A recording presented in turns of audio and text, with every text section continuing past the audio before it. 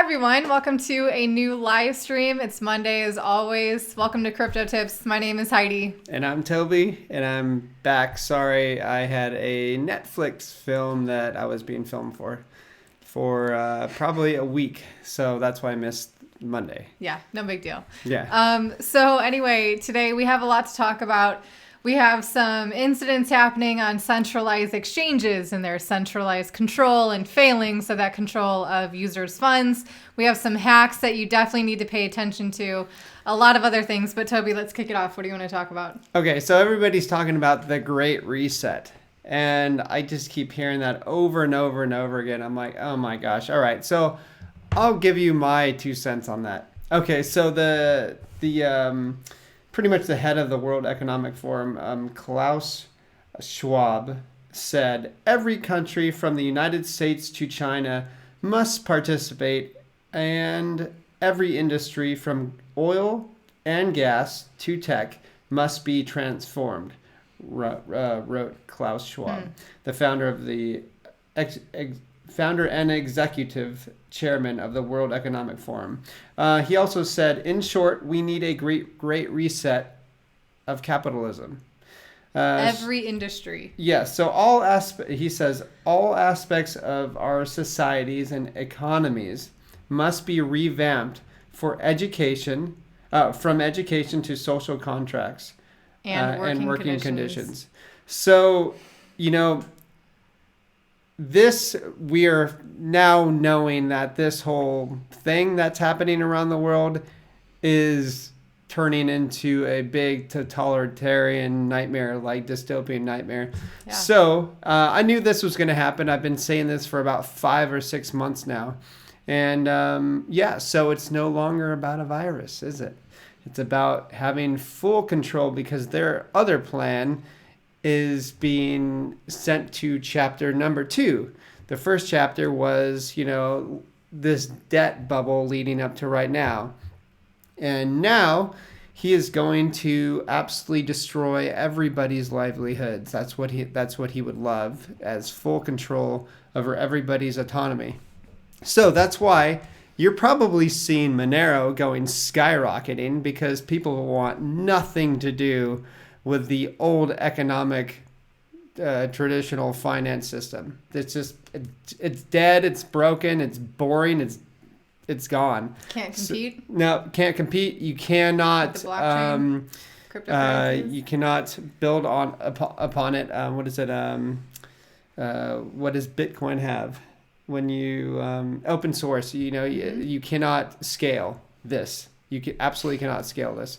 So, they're going. It's interesting that they'd planned all this all originally, and it's come to this point where turns out they don't actually know what's best for, the world and those participating in it, that they're now admitting that they need a great reset, because turns out their ways weren't working out so well. Yeah. To the detriment of everyone else that has to participate. And the amount of crap I got on Twitter and elsewhere was ridiculous, saying this, my friends, is a scam. And boy, am I being proven right for something that kills less than 1%. I mean, we've been talking about this since March, really. Yes. When we first started doing these live streams, and and now here it is. For those who, not that very many of you in the live chat might be, or watching this video might be one of those people, but for most of the people in the world, maybe been in denial, but here it is, coming straight from the horse's mouth. And so tomorrow I'm going to be interviewing a guy named Sal the Agorist, and he has a lot to say about this, and he's going to be on this channel. I'm going to interview him. I'm very excited about this. Me too. Big fan of him. It'll be like, I think that's something that you could definitely add to this channel, as well as those types of interviews, of like a more well-rounded perspective of how cryptocurrency plays into other aspects of what's happening globally. So so hopefully I'll get that video out probably Tuesday as well, or maybe Thursday. We'll see. Yeah. But it won't be live. Going down on Tuesday. Yeah. Anyway, so hi everyone who is in the live chat. Really thank you for joining today. We got Bitcoin to the moon. Do not watch this. Finally caught us live. Hey John. Hey Robert Dixon. Dave D. Steven. Garrett. Chris. Deacon, Donnie Studios, got y'all in there. Great to see you guys here. So, okay, let's get into the crypto side of things, shall we? Who else is live right now? Oh, me. I got a notification on my phone. I thought I was having to compete with myself. Okay, so this has been happening for the past few days now, this incident with OKEx. It is a centralized exchange that is based in Singapore. But what had happened was its CEO has been arrested, taken into custody by officials in China. Right off the bat, they're saying right away it's a personal issue. It has nothing to do directly with OKEx, which that might be the point.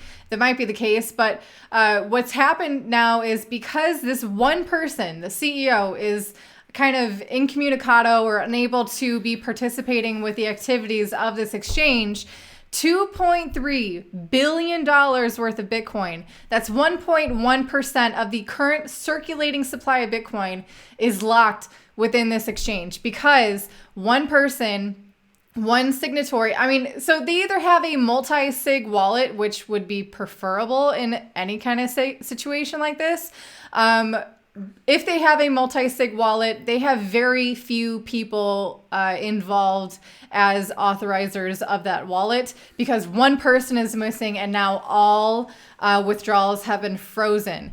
So that most likely points to the fact that only one person really has sole authority to determine if people can withdraw from that exchange. Now, this guy, he was taken into custody. What if, an accident would have happened or, something worse that really took him out of the picture completely? Everyone who has coins on OKEx would have been SOL, as they say, if you guys know what that means. Well, this is going to happen as well. So whether or not they get the coins back into circulation, that's to be questioned. But this will happen to where sometimes even large amounts like this will be gone forever.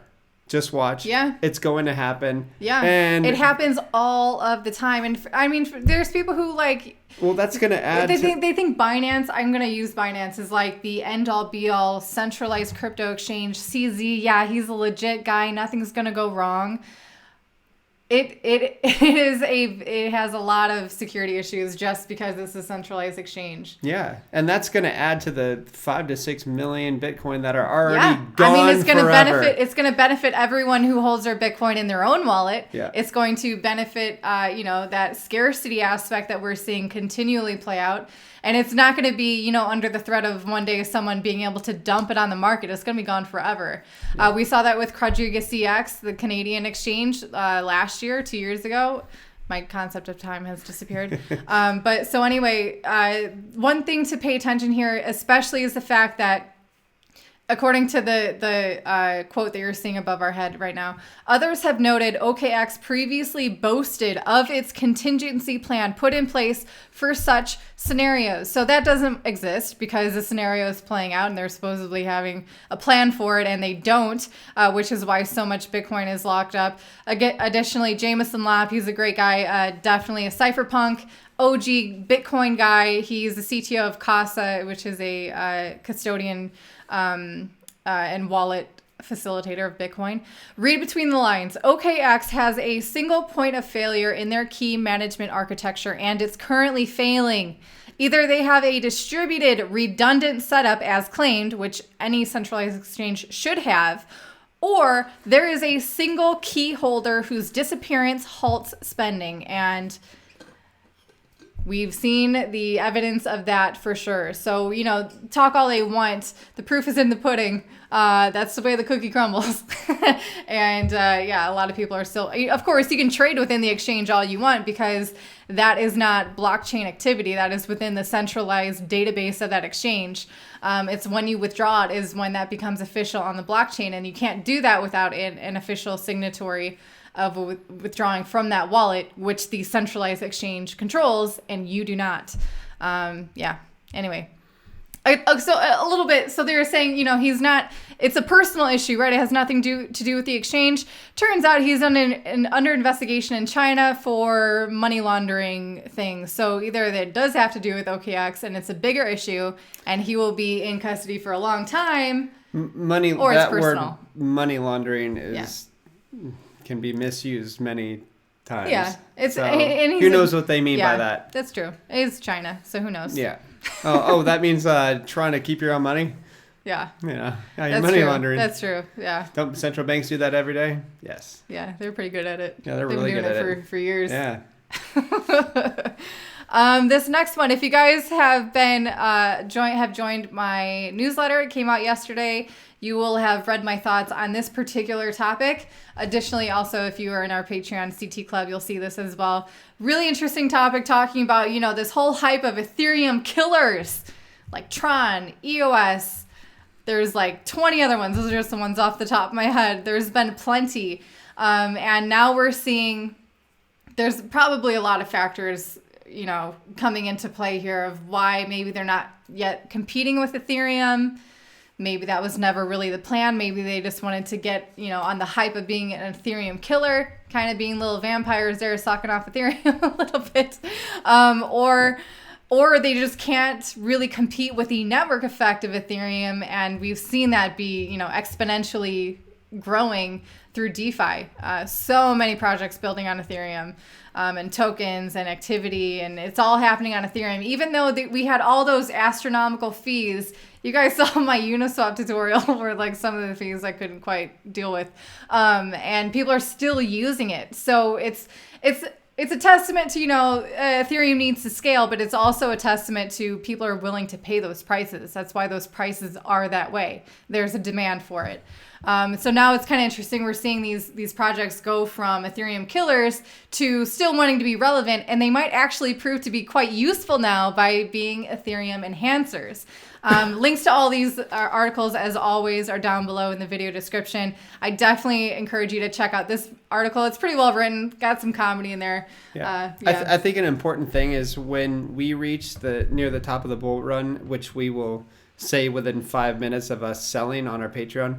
But when we reach around that time, like our first sales will be layer 2 solutions. It'll be everything but probably Bitcoin and Ethereum, because they're just a lot of these projects are going to be irrelevant by the time the bear market just goes all the way to the bottom again, which is going to be a year or two from now, 3 years from now. So just be prepared for that. To don't fall in love with these coins.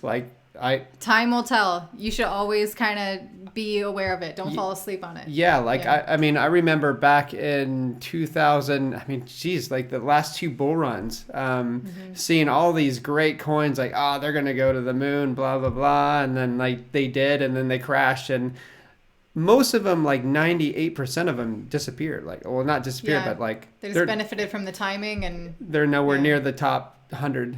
And so did the 2017, 2018 bull.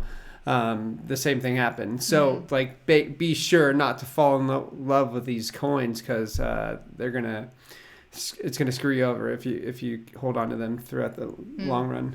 Chris has a good question here. He says, can you please explain how a coin like YFI opened at 1,000 in July and was able to reach 42,000 in such a short time? No supply. Very low supply. Yeah, incredibly low supply. They're also one of the first projects to create interoperability within the DeFi space. So rather than you having to be an expert in each and every one, YFI, if you use that platform, it really helped you kind of take advantage of all DeFi at the same time and be advantageous. So they found, I think, a niche that hadn't yet been addressed, and they also took advantage of the extreme hype going on in DeFi. So I should with also a very low supply. I should also say we are holding on to YFI for the long run. Yeah. I'm in the position where I'm going to hold it to 0 or to whatever. But at the top of the bull run, I will be selling YFI. Well, when we got into it, for us, it was as a speculative asset, which it is. So we didn't exactly put a huge amount that would make it very stressful for us. Yeah. If you're part of our CT club, you see our trade alerts. We pretty much explain each one why we get into it and how we feel about it. And YFI was one of those. So because it's such a relatively low percentage of our portfolio, we're definitely going to be hanging on to it. Most of those coins are also locked up as well. So, I mean, you're dealing with hardly any liquidity on that. I mean, if you put in 100K, you're going to move that price a lot. So just be aware. I mean, there's not a lot of liquidity on that. So, you're going to be moving the market for sure if you have money. So do not watch this. Thank you for that super chat tip. Epic. Hey, thank you. He has a question with it. How low do you think Bitcoin will go after this bull cycle, and why? I'd say that's probably going to reflect a little bit what you think the blow off top is going to be. I mean, it depends on what the blow off top is. I mean, with what is happening with the world right now, with the debt, I mean, the amount of debt that's being produced by central banks around the world, the more they print, I mean, this thing can go more than, Plan B could ever have imagined, the red dot guy.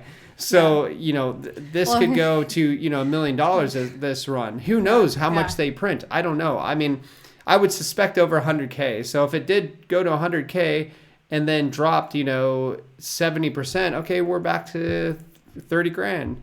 So it's not bad. Yeah. Yeah.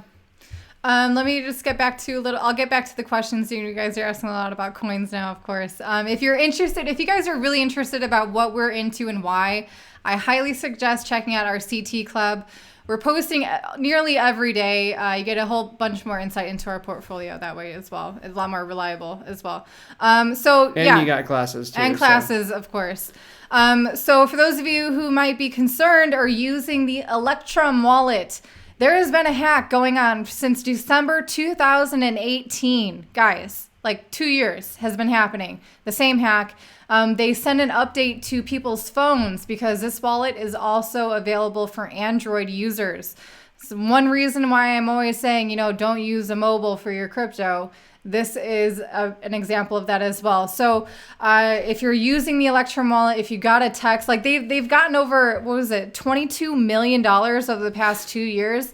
They kind of just slowly sneak this hack in. So I just want to give this quick update for you guys. If you're using Electrum, go to their official website, which is electrum.org. A link to that is down below in the video description. And make sure that your wallet is completely up to date, because if it's not, it will be, I think, susceptible to phishing attacks. So they have updated or upgraded to address these, but make sure that your wallet is updated as well. It's crazy how much that 2 years still going. Speaking of hacks. Amazing. Robinhood, that awesome trading app that was into stocks, all of a sudden opened their doors to crypto. Well, they're centralized, right? And they're probably not crypto experts. So, crypto users saw this hack coming a mile away.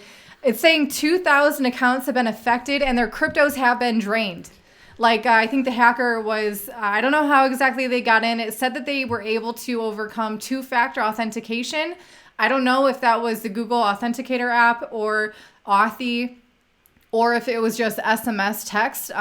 Again, if you have to choose a two-factor if you have the ability to choose an application, not through SMS, because your phone number is extremely hackable. And if you're dealing with cryptocurrencies, if you care about it, best bet is to take the best precautions. I mean, why not? I mean, I feel bad for them, because people that are getting into this industry, they want pretty much a clean slate, Thank you, Pivotal Point. That's an epic. Thank you very much. Thank you. Buckle up for a fun and wild ride. Yeah, if anyone was here in 2017, 2018, I think we're in for quite a ride right now. Yeah. Okay, so with that said, so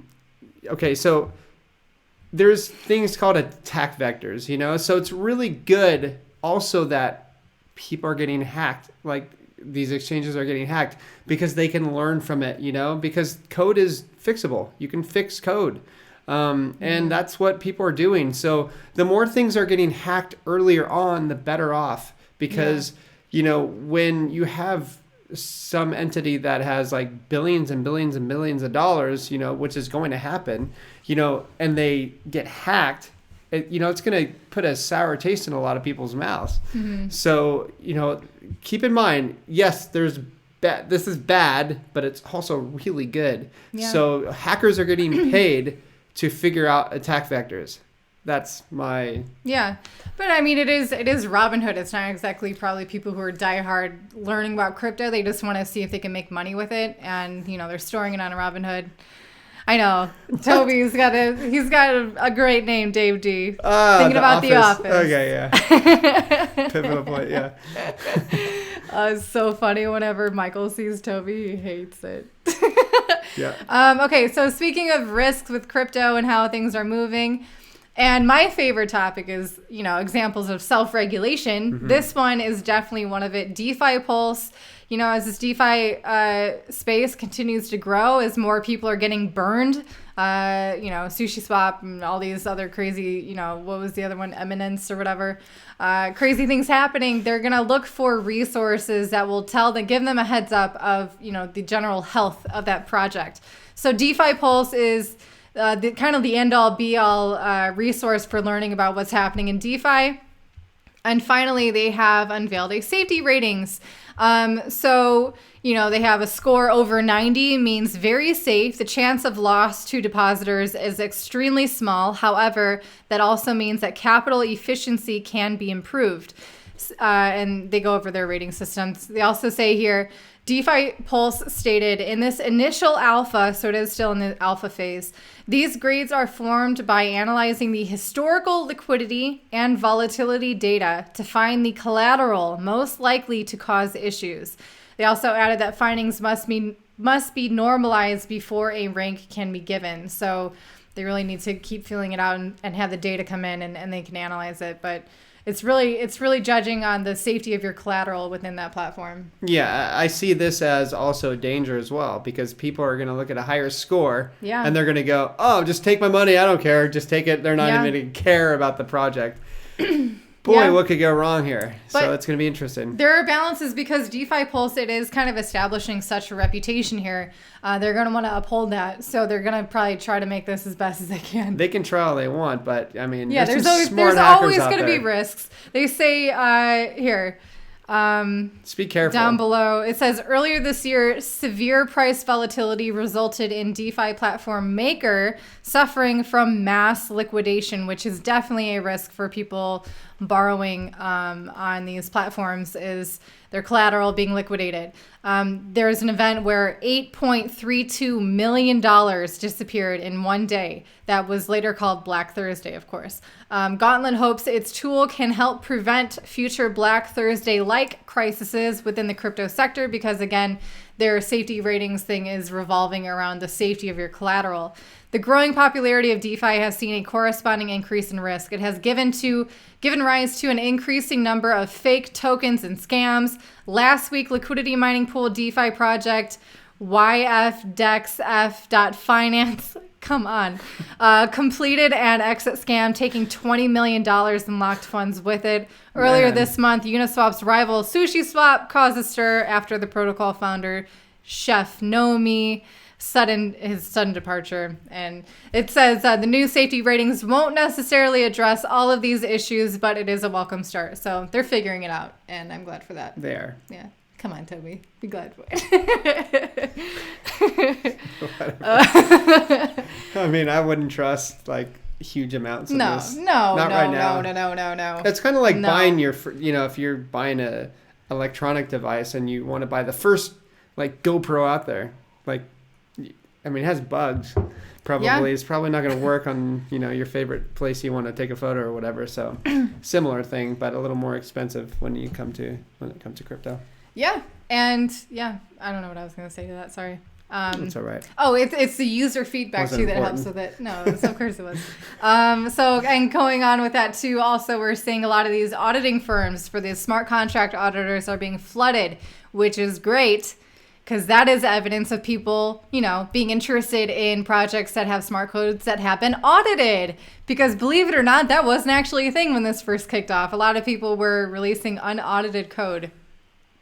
And so now, people are getting wind that maybe this code should be audited and checked over for bugs, just to screen some of the issues that might happen. Of course, it's not a guarantee. These auditing firms aren't, perfect either.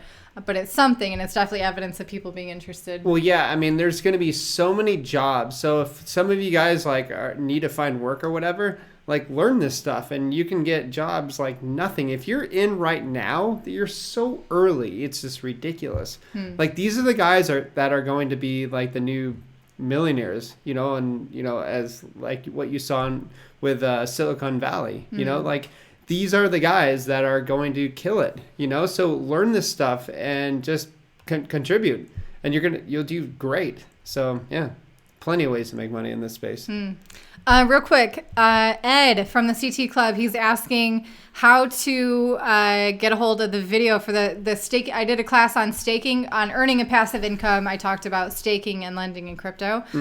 For you, Ed, because you are a CT Club member, you can go ahead and find that on the main page of the Patreon. It's on the pinned post saying welcome all CT Club members. Within that post, I have a link to all of the classes that I've held. And that link will be found there. So that's a really easy way. Speaking of another way to make an income, staking. Yeah. My goodness, guys. Staking really is awesome. Way to buy the dip if your cash reserves are not there. Every day you get paid. Yeah. Or every week, whichever coin you're participating in. Yeah. It's very consistent and reliable compared to these lending platforms where the percentage changes a lot. You know exactly what you're going to get when you choose the person you're delegating it to. I need to also tell everybody that my friend and I are building a Cardano staking place for everybody to stake their Cardano. That's something a lot of people have been complaining about too, the complicated we are on mess of that. So we're working on that. So should be ready soon. Once that news comes out officially and there's a way for you guys to access it, we'll be for sure sharing that with you as well. So cool.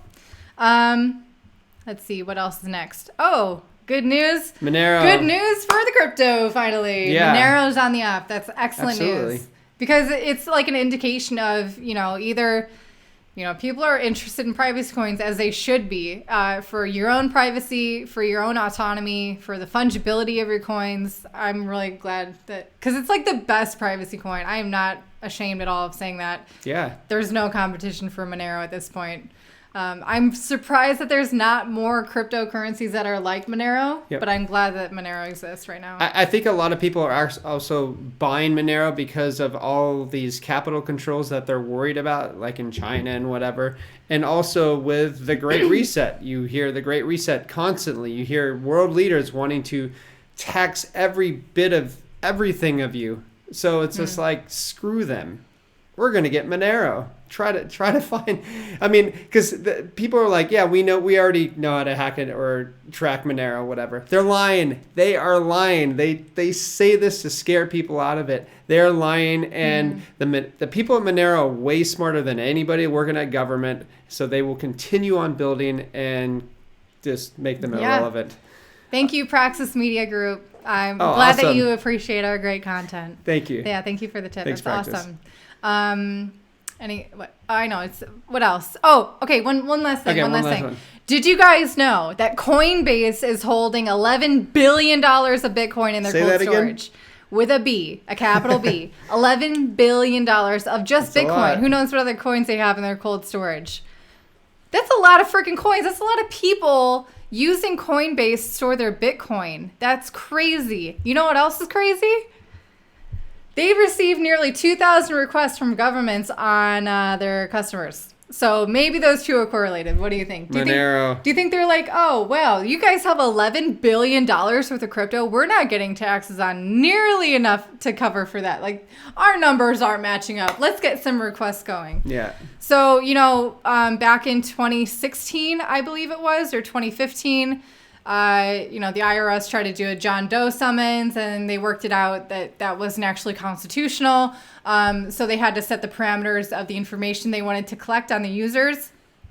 So these are just requests. That is important to understand. It's not exactly things that they're just handing out all the time to governments.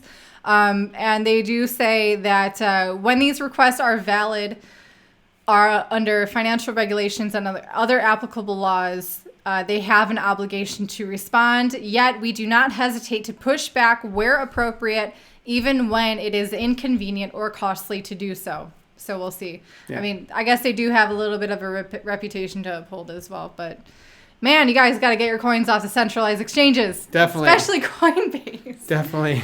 Yeah.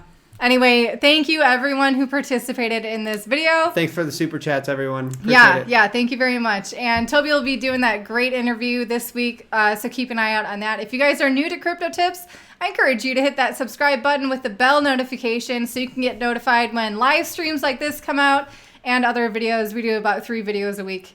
And we really appreciate you guys. Yeah. It's really fun. Epic. So thank you, everyone, and we'll be seeing you again very soon. But in the meantime, hope you're staying happy. Ciao. And healthy. You're supposed to finish my sentence. Yeah, sorry. Let's do it over again.